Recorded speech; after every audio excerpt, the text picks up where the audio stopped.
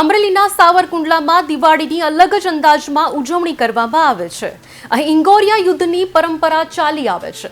દિવાળીની રાત થતાં જ સાવરકુંડલાના અલગ અલગ 3 વિસ્તારોમાં યુવકો એકઠા થાય છે અને એકબીજા પર ઇંગોરિયા ફેંકી દિવાળીનો આનંદ માણે છે।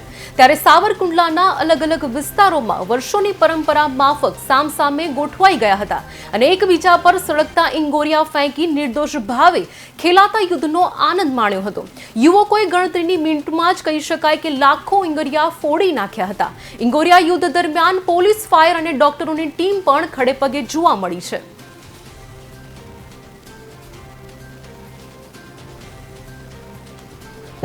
અત્યારે હાલ સાવરકુંડલામાં દિવાળીનો ભવ્ય ઉત્સાહ છે, આનંદ છે લોકોમાં।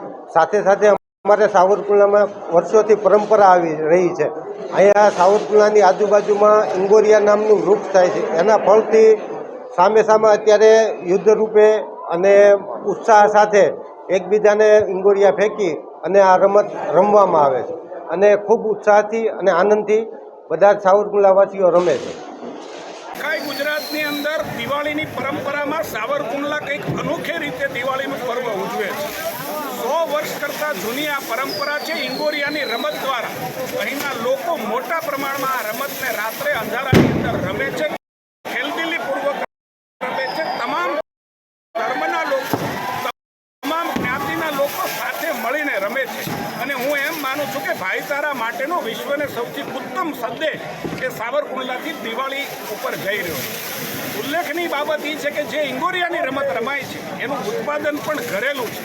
સાવરકુંડલાના જ કારીગરો આ ફટાકડા રૂપી ઇંગોરિયા બનાવે છે અને એનો મોટા પ્રમાણમાં ઉપયોગ થાય છે। આ વર્ષે સુરતની અંદર પણ 2 લાખ કરતાં વધારે ઇંગોરિયાઓ અહીંથી મોકલવામાં આવ્યા છે।